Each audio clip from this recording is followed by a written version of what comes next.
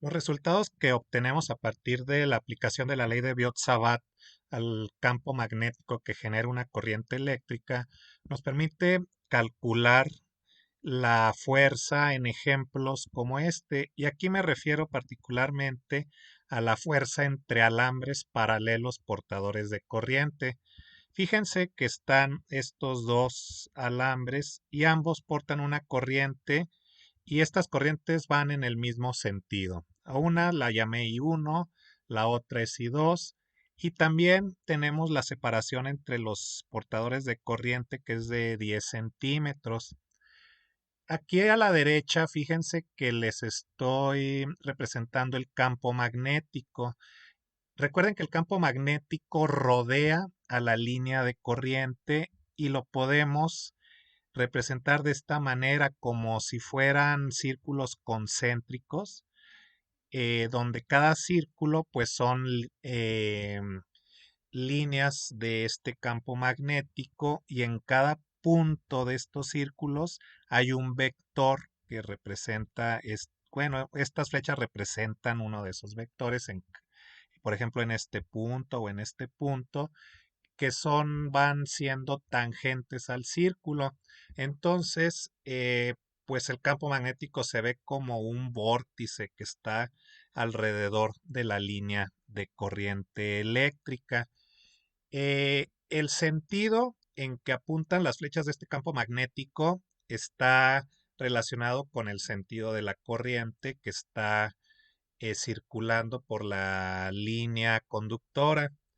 Para saber en qué sentido apuntan estas líneas, es útil una regla de mano derecha que se puede representar así. Fíjense, aquí está, es la misma línea que les estaba mencionando anteriormente, pero aquí está la mano derecha. Entonces, el dedo pulgar representa la corriente y los dedos de la mano, al cerrarlos, representan el sentido de las líneas de campo magnético asociadas a la corriente que está circulando por este conductor.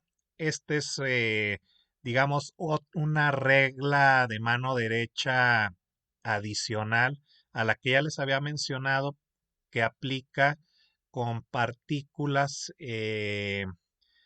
o con más bien que tiene, sí es con partículas que se mueven respecto a un campo magnético y ahí más bien estábamos hablando de la fuerza y ahí usábamos tres dedos de la mano. En este caso es un poco más simplificada esta regla de mano derecha con el pulgar y el resto de la mano, de los dedos, cerrándose en el sentido de las líneas de campo magnético, como se puede ver aquí en la figura.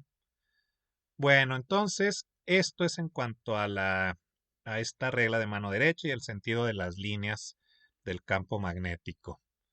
Volviendo a nuestras dos líneas de corriente, tenemos aquí dos valores de corriente, una de 5 amperes, otra de 8 amperes.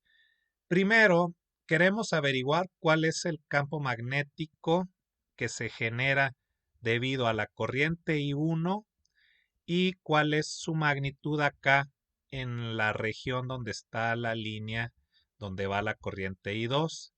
Eso se calcula de esta manera. Este es el resultado general para el campo magnético de una línea muy larga. No lo mencioné específicamente, pero ambas líneas son muy largas y entonces se puede aplicar este resultado general. Fíjense que voy a usar la corriente I1, es decir, la corriente en esta línea de aquí. Eso pues me va a dar el campo aquí a 10 centímetros, por eso uso aquí el punto 10 y es un campo de 10 por 10 a la menos 6 teslas. Ahora, otra pregunta es, bueno, ¿qué fuerza va a sentir esa línea a la derecha? Más bien, esta línea que está aquí a la derecha de la línea donde va I1, ¿qué fuerza siente? Y más particularmente, ¿qué fuerza por unidad de longitud? Porque no conocemos la longitud exacta, nada más sabemos que es muy larga, entonces cuando no tenemos ese parámetro bien especificado, pues conviene mejor hablar de una fuerza por unidad de longitud. En este caso sería newton por metro. Y la fuerza que va a sentir esa línea, pues va a ser, de acuerdo a las ecuaciones que ya hemos manejado, la corriente I2, que es la que porta esta línea de aquí, por L, en este caso es una longitud, aquí es donde están los metros, y B1 es el campo magnético que está presente, es el campo magnético externo, vamos a llamarlo así, el campo magnético externo. ¿Quién genera el campo magnético externo B1? Pues la línea donde está I1, que es lo que acabamos de calcular aquí. Así que solo hay que sustituir los valores. La corriente que se usa es la de 8 amperes, aquí en la parte que está en negro, y el campo magnético, el que acabamos de calcular. Y entonces resulta que la fuerza por unidad de longitud que siente esa línea es de 80 por 10 a la menos 6 newton sobre metro.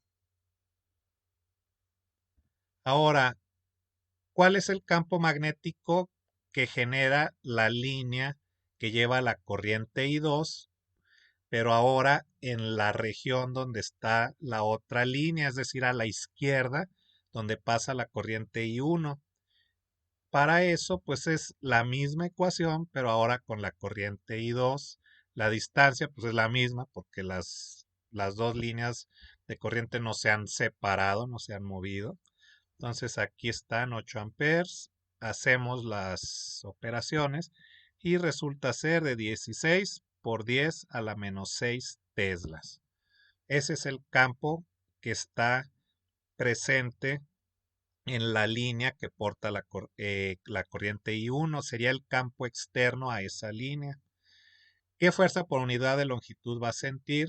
Pues es la misma ecuación, nada más que ahora aquí es I1 y acá es B2, que sus valores son estos.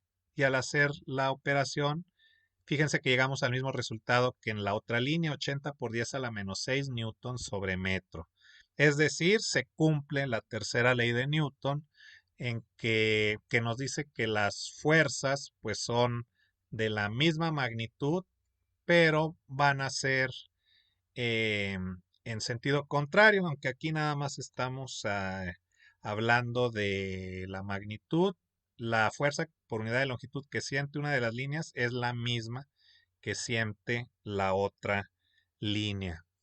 Y esta es la manera en que se pueden hacer estos cálculos. Nada más hay que tener cuidado en fijarse bien, principalmente a la hora de calcular el campo magnético, cuál es la corriente que está generando ese campo. Sí, ahí es donde hay que tener cuidado.